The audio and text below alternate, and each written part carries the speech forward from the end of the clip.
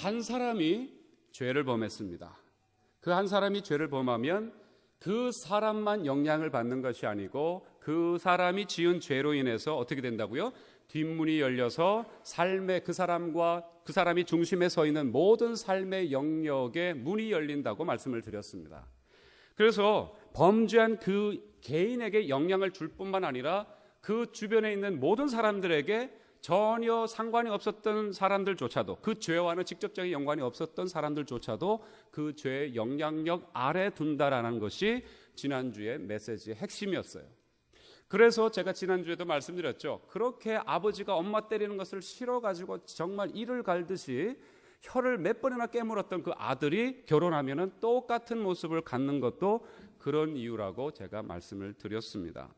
그래서 그 공동체 안에 어떤 한 개인이 죄를 범하고 그 공동체가 영향을 받아서 그 공동체 안에서 또 다른 사람이 죄를 범하면 그 사람의 영향력 안에 있는 또 다른 사람이 영향을 받고 계속해서 눈덩이가 불어나듯이 그 사람 주변에 있는 모든 사람들이 이 죄의 힘겨운 싸움을 끊임없이 하게 된다는 것이 지난주의 메시지였습니다.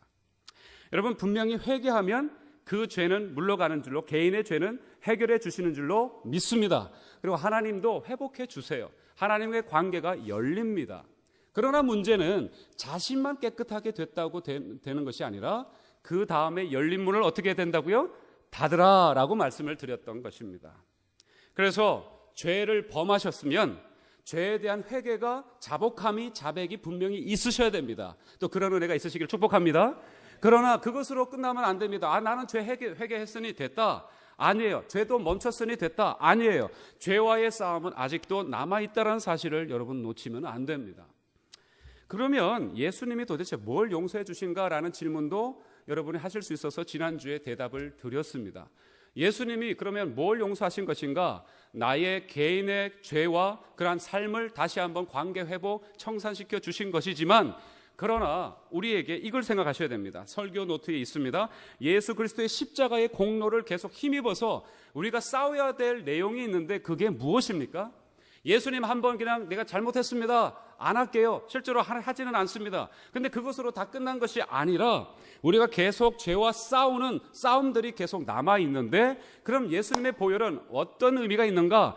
우리가 싸울 수 있는 도구와 능력과 길을 얻었다라는 것입니다. 예전에는 무차별로 공습을 당했고 해결 방법이 없었어요. 그냥 피해를 보고 그리고 무참히 그냥 그 영향력 아래 있어야 됐었습니다. 그런데 예수님을 믿고 난 이후로 또 예수님의 십자가를 힘을 입어서 우리가 할 수 있는 것은 뭐냐면 싸울 수 있게 되었다는 것이죠. 예전에는 우리는 싸울 수 있는 전쟁의 준비가 전혀 안 돼 있었지만 이제는 싸울 수 있는 뭐가 생겼다고요? 도구가 생겼다, 능력이 생겼다, 길이 있게 되었다라는 것입니다. 그렇지만 여러분 꼭 기억하셔야 될 것은 죄와 이제 전혀 상관이 없게 되고 죄가 자동으로 그냥 예수 이름으로 물러가라 한다고 해가지고 죄가 자연스럽게 자동으로 사라진다는 뜻이 아니다라고 말씀을 드렸어요. 먼저 죄를 멈추는 것이 가장 중요합니다. 우리가 늘 조심하셔야 될 것은 잘못했습니다, 그냥 guilty feeling에 의해서, 죄책감에 의해서 이거는 아니구나 하면서 잠깐의 guilty feeling을 가지실 수가 있어요. 근데 그걸 회개라고 생각하시는데 절대 그건 회개가 아닙니다. 그냥 양심의 고발일 뿐이에요. 그리고 회개한 것이 아닙니다. 자복한 것도 아닙니다. 철두철미하게 여러분 회개하셨고 자복하셨다면 돌이키시는 거예요. 그래서 더 이상 그것을 범하지 않는 것이 진정한 회개의 의미인 줄로 믿습니다. 여러분 그런 은혜가 있으시기를 축원합니다. 여러분 근데 돌이켰습니다. 이제 그 흔적은 죄의 영향력에서는 이제 벗어났습니다. 개인적으로는 분명히 해결했습니다. 그러나 전방위적으로 영적인, 육적인, 혼적인 전방위적 360도의 앞으로의 또 다른 전쟁을 여러분이 준비를 하셔야 되고, 그 중에 하나가 지난주에 말씀드렸던 것처럼 뒷문을 닫으셔야 됩니다.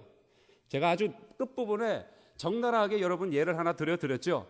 아버지가 음란 서적, 음란 테이블, 음란 비디오물을 인터넷에서 마구 수없이 보면서 자녀에게는 너 정직해야 된다, 너 음란하면 안 된다, 이런 사람들을 조심해라 한다는 것은 아무런 의미가 없다고 제가 분명히 말씀드린 것과 여러분 생각하시면 동의를 합니다. 열린 문을 닫으십시오. 인터넷을 끊어 지난주에 설교 이후에 한 분은 인터넷을 끊어버리신다고까지 얘기하시더라고요. 끊으셨는지 모르겠습니다. 아직 못 끊으셨을 거예요. 그 쉬운 일이 아닙니다. 쉬운 일이 아닙니다. 전쟁이라고 제가 말씀드리는 이유가 그런 것입니다. 정말 뒷문을 닫으셔야 돼요. 잡지책 있으면 다 찢어발. 그래서 유대인들은요, 송구영신 예배 때, 그분들은 송구영신 예배를 따로 드리지는 않지만 그분들은 송구영신 예배와 같은 그런 모임이 있습니다. 그때 하는 일이 무엇인 줄 아십니까? 집 청소를 합니다. 장롱까지 다 드러냅니다. 그래서 장롱 속에 뒤에 1년 동안 묵혀뒀던 모든 먼지를 다 누룩이라고 하죠. 누룩, 그죠? 죄라고 생각해서 다 덜어내고, 그 다음에 자기가 알게 모르게 가지고 왔던 신문이나 불온한 서적 또는 어떤 그런 자기들의 신앙에 도움이 안 된다고 생각하는 모든 것들을 다 한꺼번에 끌어내서 아이들 보는 앞에서 태우는 것이 그들의 전례 행사입니다. 멋있지 않습니까? 여러분, 저와 여러분도 좀 그렇게 했으면 좋겠어요. 태울 게 많으실 거라고 생각합니다.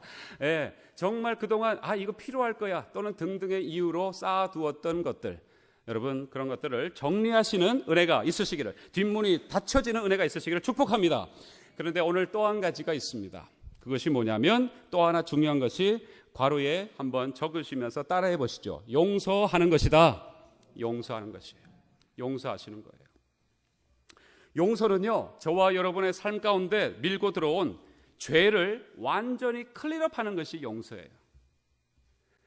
죄는 어떤 것이냐면 마치 병균이라고 생각하시면 되겠습니다. 바이러스와 같아요. 그래가지고 어쩌면은 암세포와 같다고 생각하면 더 맞을 것 같습니다. 요즘 감기가 굉장히 독해가지고 나았는가 보다 했는데 약을 안 먹고 이제 괜찮아 해서 찬바람 조금 쐈더니 또 금세 아프시죠? 요즘 감기와 이게 똑같은 것 같아요. 죄가 무슨 얘기냐?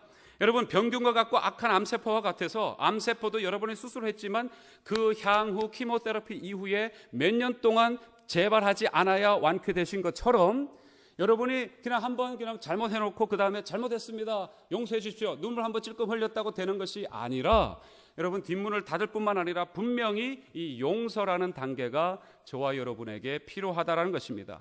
적당히 처리하고 적당히 이쯤 되면 내가 충분히 했어라고 저와 여러분이 혹시라도 잘못 생각하면 이것은 어느 순간인가 암세포처럼 다시 커져서 우리를 집어삼킬 만큼 사지로 몰아간다는 것입니다. 그래서 겉으로는 문제가 없는 것처럼 보여요. 해결된 것처럼 보여요. 증상들이 보이지 않으니까 이제 괜찮구나, 내가 한때 범죄했지만 역시 하나님 나를 치유해 주셨어, 이렇게 생각할 수가 있습니다. 예, 하나님은 개인적으로 관계를 회복해 주셨지만 문제는 아직 그 죄의 명줄이 남아있다는 사실입니다. 그것을 깨끗하게 클린업하고 암세포를 완전히 박멸하고 죽이는 것이 뭐라고요? 용서다라는 것입니다. 여러분, 예수님의 십자가의 의미는 그래서 우리에게 굉장히 큽니다. 이 십자가의 의미는 무엇입니까? 죄를 완전히 패배시킨 것이 이 십자가인 줄로 믿습니다. 그런데 이 십자가에서 마지막 주님이 하신 말씀은 테텔라스타이라고도 할 수 있죠. 다 이루었다. 근데 무엇을 다 이루었다는 말씀이십니까? 여러분, 십자가에서 이 죄의 세력을 하나님은 바로 이 아들 독생자 예수를 통해서 다 완성하신, 그 죄를 완전히 분쇄하신, 그 일을 완성하신 놀라운 사건이라는 것입니다. 그런데 십자가에서의 첫 마디가 무엇인지 아십니까? 그 말씀이 굉장히 우리에게 도전을 주는 것입니다. 무슨 얘기를 먼저 하셨죠? 물론 사복음서에 보면 마태, 마가, 누가, 요한을 이렇게 살펴보면 예수님이 십자가에서 달리신 가상칠언, 십자가에서 하신 말씀 7마디라고 있습니다. 그런데 복음서들마다 순서가 다 달라요. 그래서 실제로 어떤 말씀이 어떤 순서로 적혀 있는지 학자들마다 좀 이렇다 저렇다 하는 내용이 있습니다만, 그러나 이 말씀은 분명히 처음 하신 말씀이라고 대부분 동의하는 말씀이 있는데, 십자가 상에서 첫 마디가 뭐였냐면 저들의 죄를 용서하여 주시옵소서, 저들은 저들이 하는 일을 모르고 있습니다라고 하신 것이 바로 십자가상의 첫 번째 말씀이라는 것입니다. 여러분, 그래서 십자가의 그 의미, 그것은 용서다라는 것입니다. 그래서 우리가 오늘도 십자가를 붙들고 있는 거예요. 여러분, 용서의 이 능력과 역사는 어마어마하게 큰 줄로 믿습니다. 그러기에 바른 참된 용서를 하는 것만큼 또한 어려운 것도 없는 것 같아요. 그래서 말은 우리가 쉽게 용서한다라고 얘기합니다. 그러나 여러분, 분명히 선포하는데요, 예수님의 십자가를 온전히 우리가 개인적으로 경험하지 않으면 여러분은 한 번도 제대로 인생 속에서 용서라는 것을 경험하지 못했다라고 해도 과언이 아니다라는 것입니다. 왜요? 하나님이 우리에게 주신 저 십자가만이 진정한 우리를 살리는 유일한 용서의 길이기 때문에 그렇습니다. 그래서 십자가를 경험하지 못하면 용서를 경험한 적이 없는 거예요.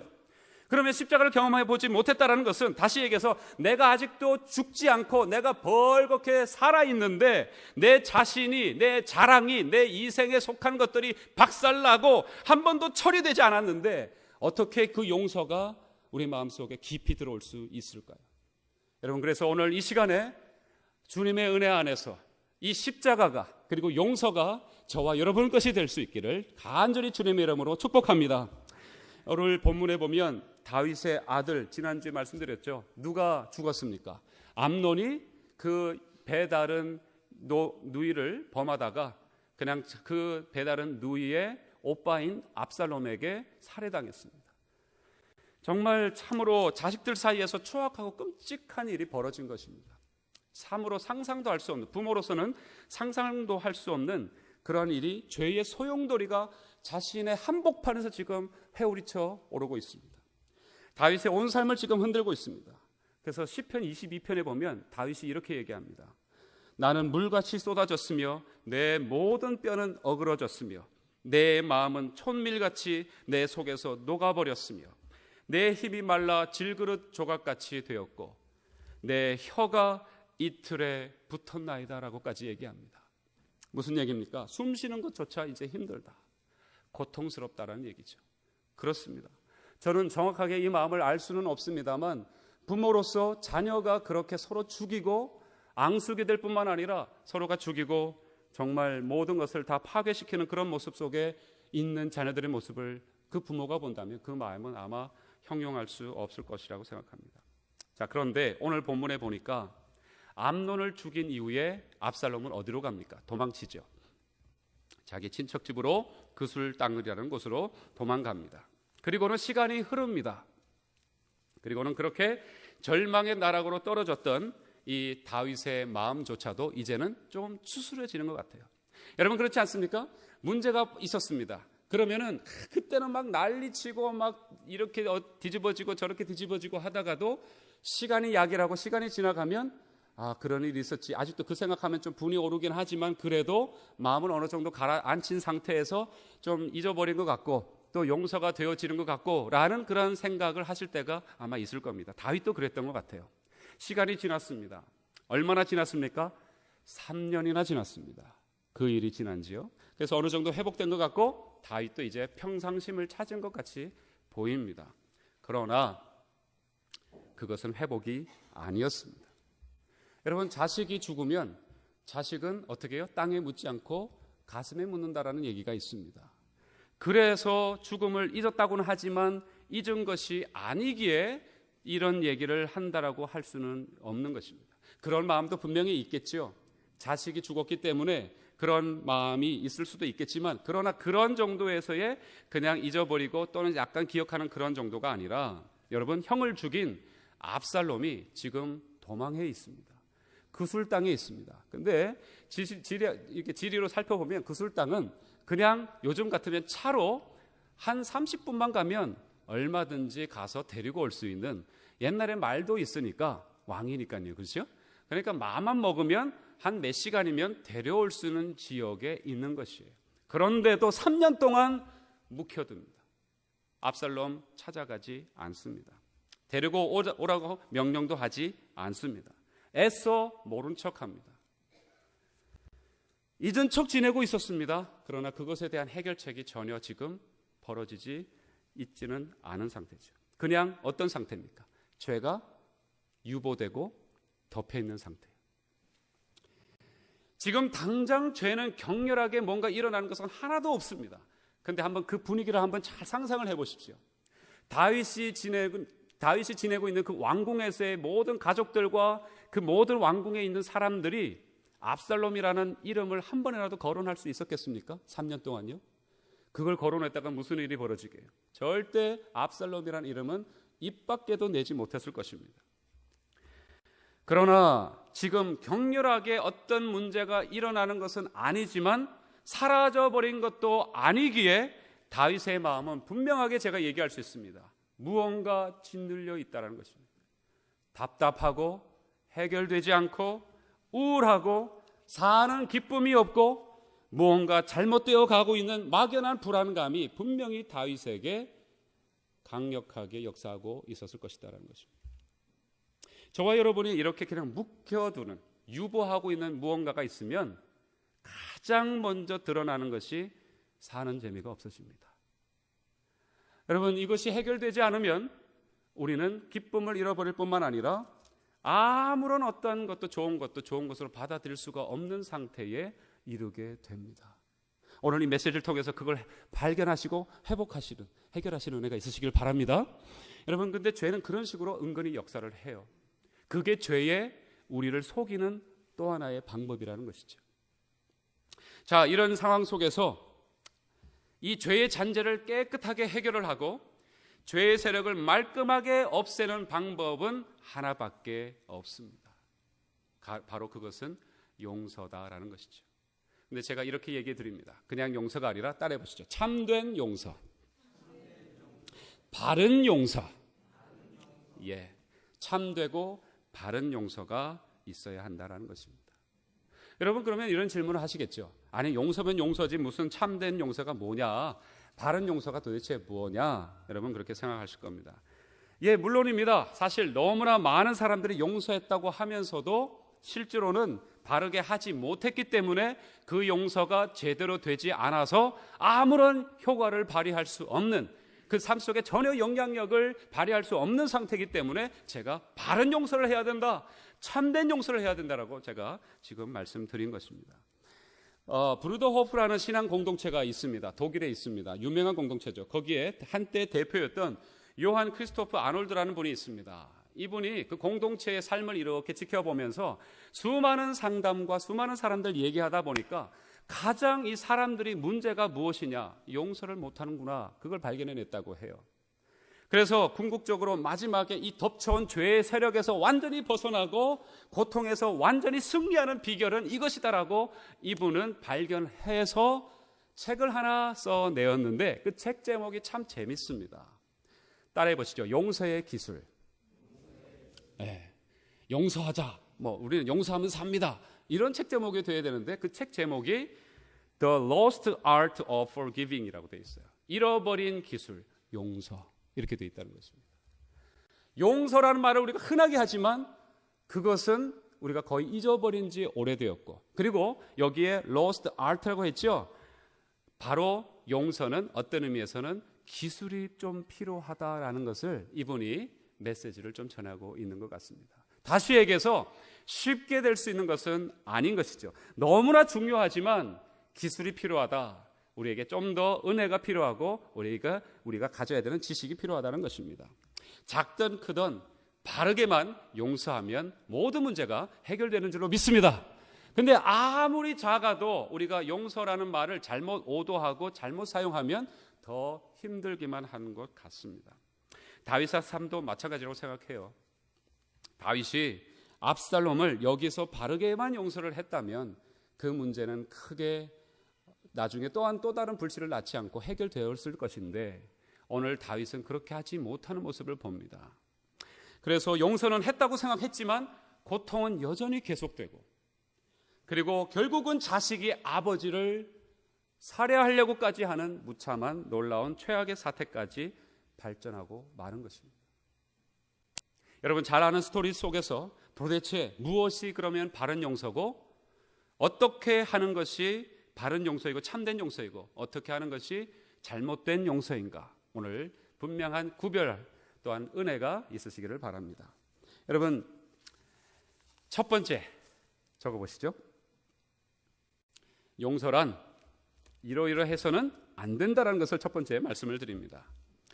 자, 덮어두고 미뤄두는 것은 용서가 아닙니다.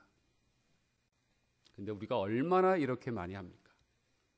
그냥 시간이 약이다고 생각하면서, 여러분 다윗은 3년이나 도망간 압살롬을 그대로 방치해 둡니다.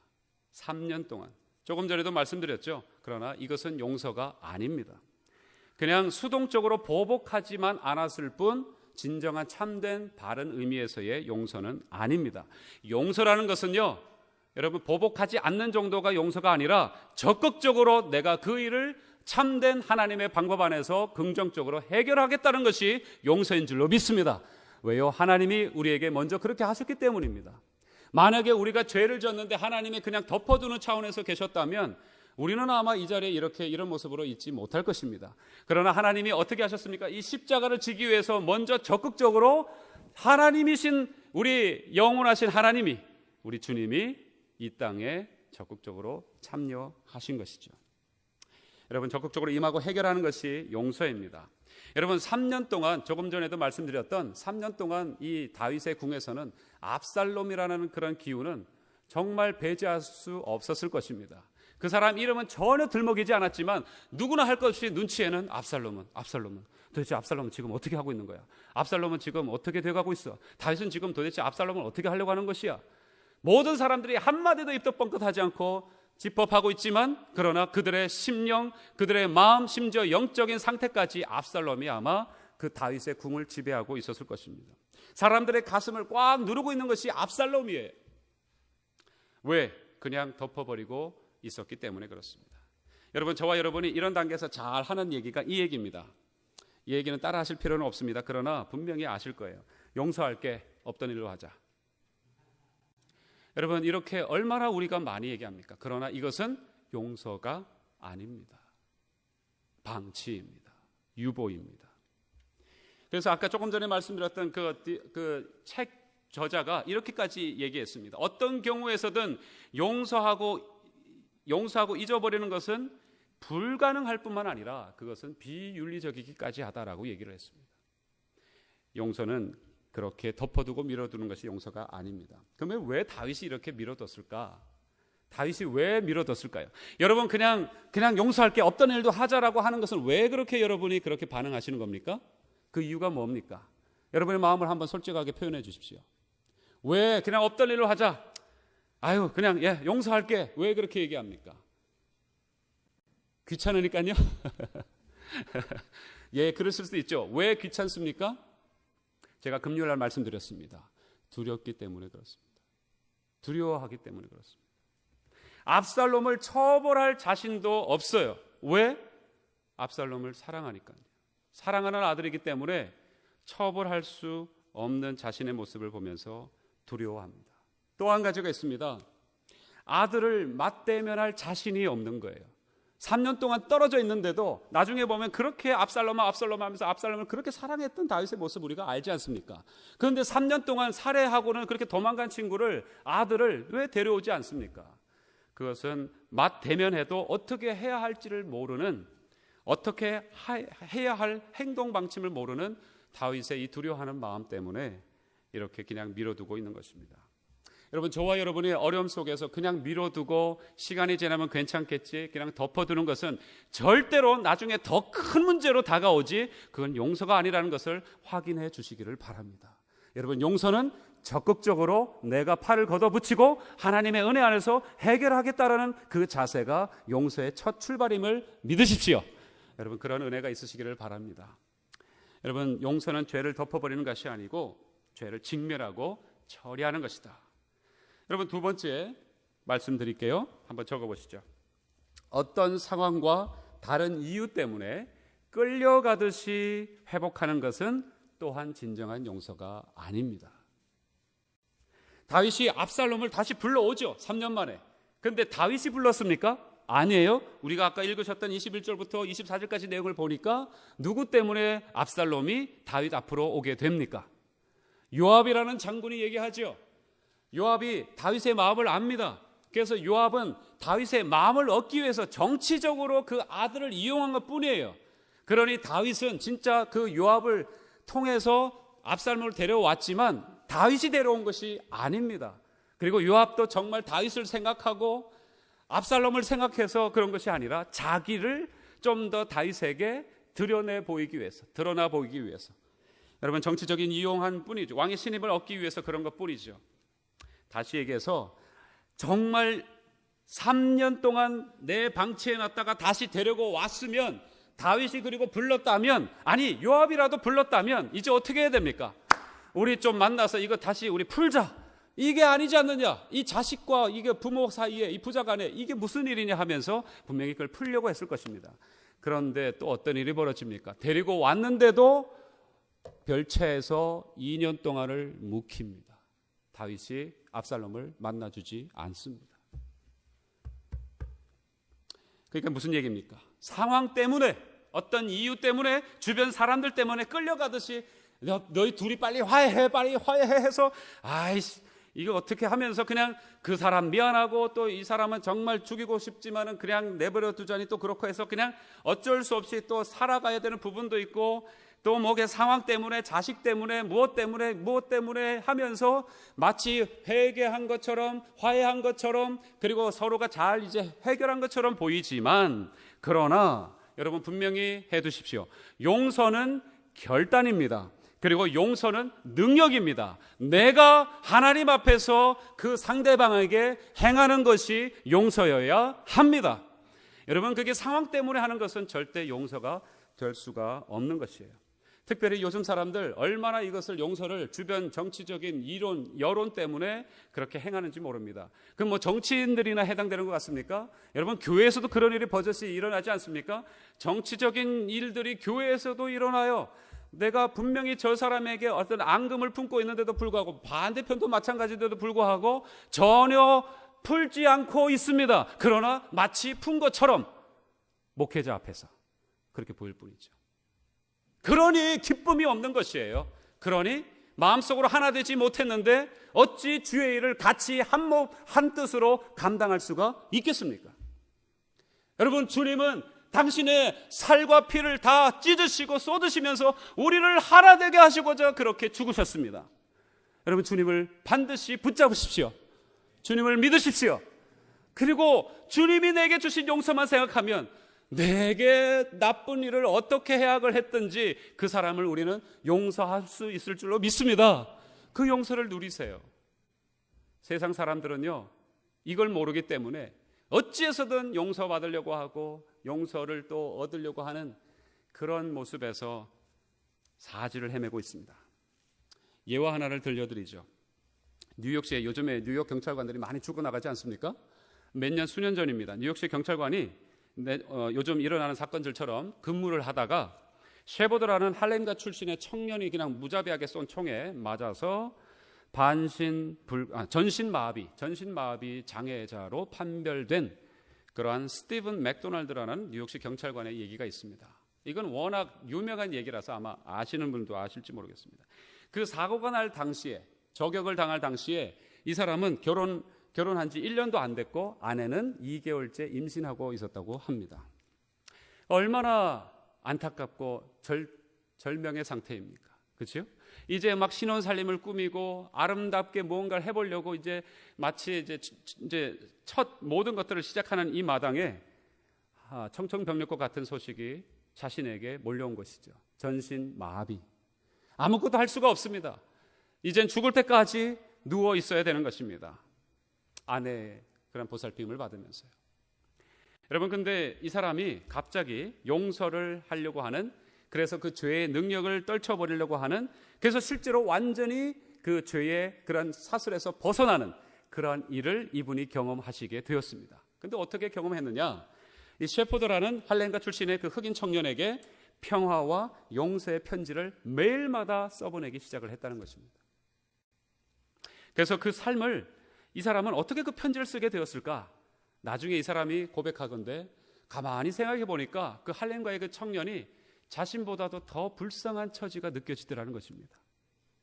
정말 바로 사랑받지 못해서 나보다도 어쩌면 더 피해자가 아닌가라는 생각을 하게 되었고, 그래서 이제 한 줄씩 이제 편지를 쓰게 되었는데, 나중에 이 편지를 많이 쓰고 난 이후에는 오히려 이 사람이 엄청난 치유가 또 회복이 되어서 나중에 장애자 사역과 그 다음에 용서의 메시지를 전하는, 전국 방방 돌아다니면서 순회 메시지를 전하는 그러한 역할을 하게 되는 분으로 이분이 완전히 삶이 바뀌어버렸습니다. 물론 아직도 몸은 전신 마비예요.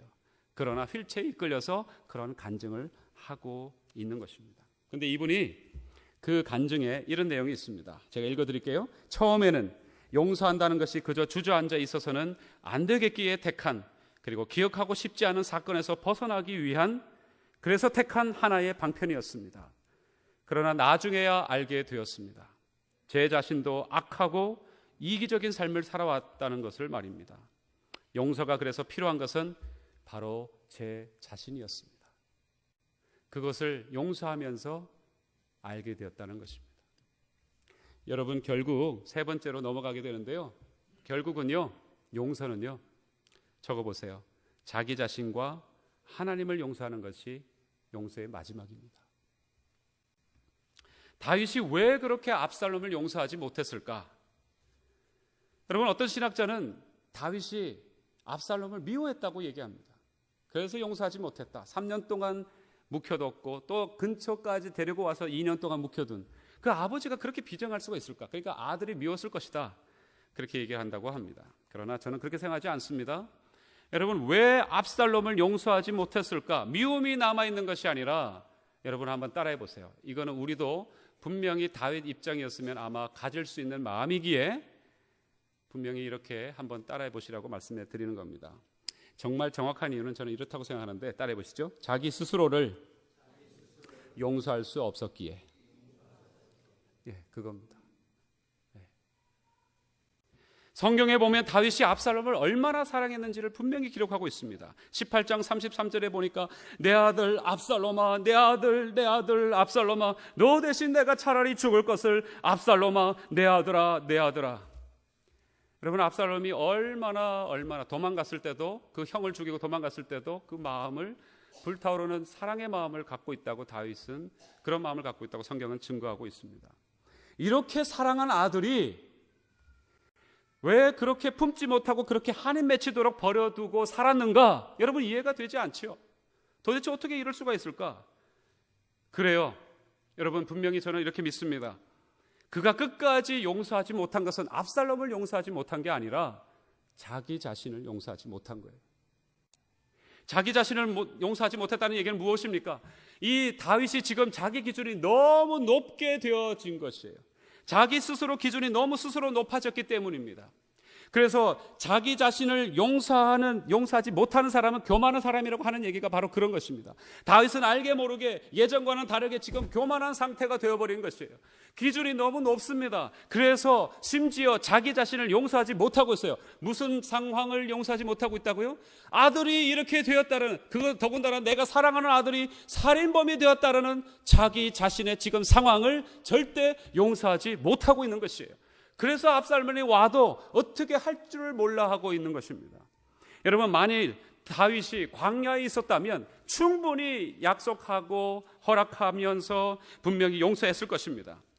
그러나 이러한 비참한 처참한 처지에 지금 다윗이 들어있다는 사실을 다윗은 지금 용납하지 못하는 거예요.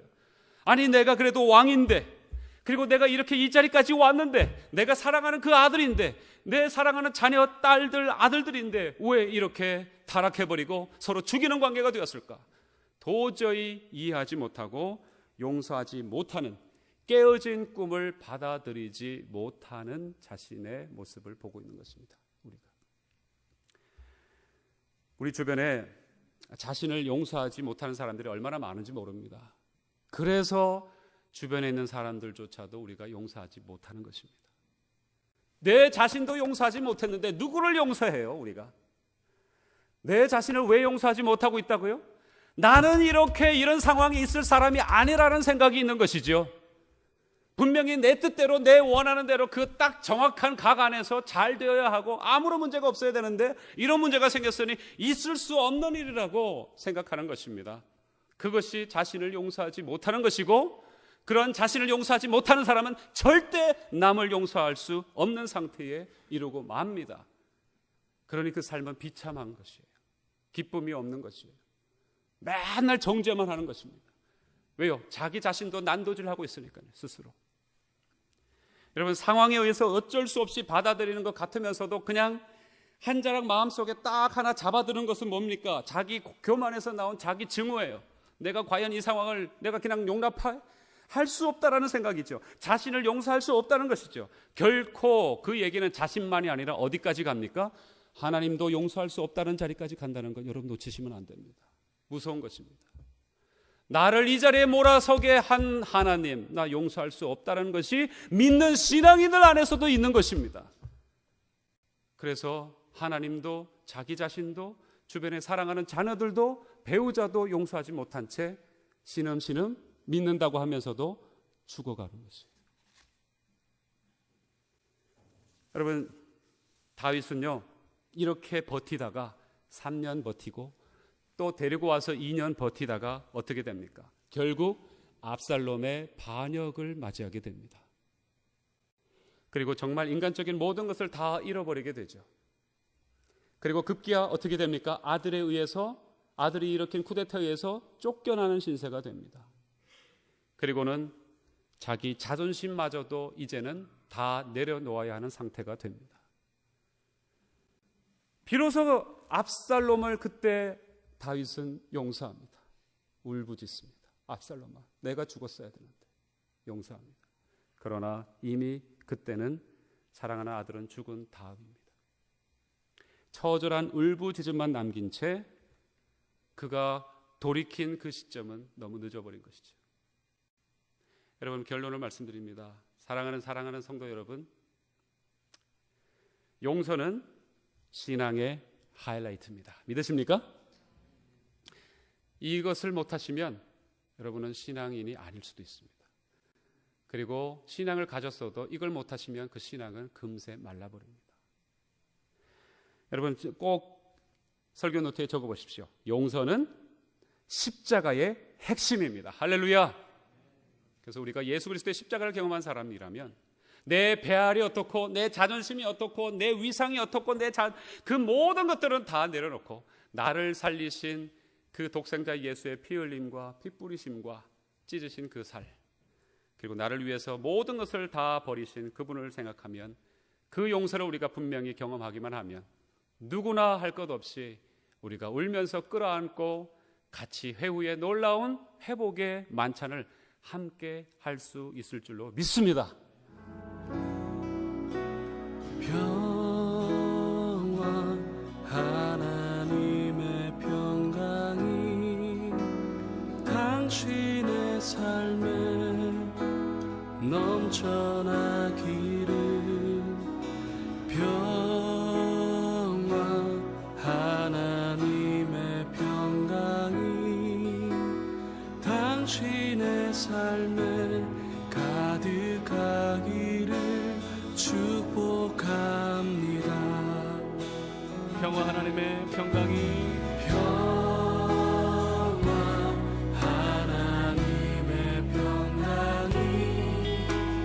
당신의 삶에 넘쳐나기를.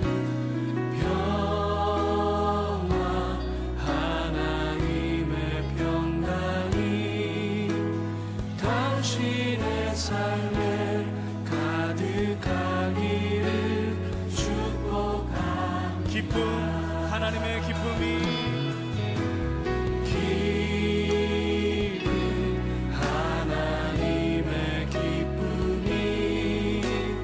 당신의 삶에 넘쳐나기를. 기쁨, 하나님의 기쁨이 당신의 삶에 가득하기를. 또 다른 분에게 소망, 하나님의 소망이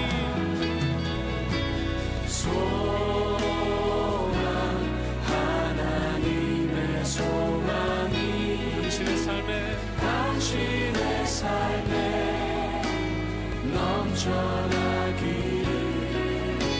소망, 하나님의 소망이 당신의 삶에 가득하기를. 마지막으로 다시 한번 평화, 하나님의 평강이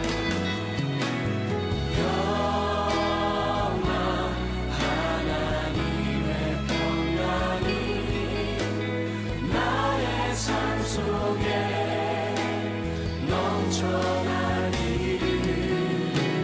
소망, 하나님의 소망이 나의 삶 속에 가득하기를 주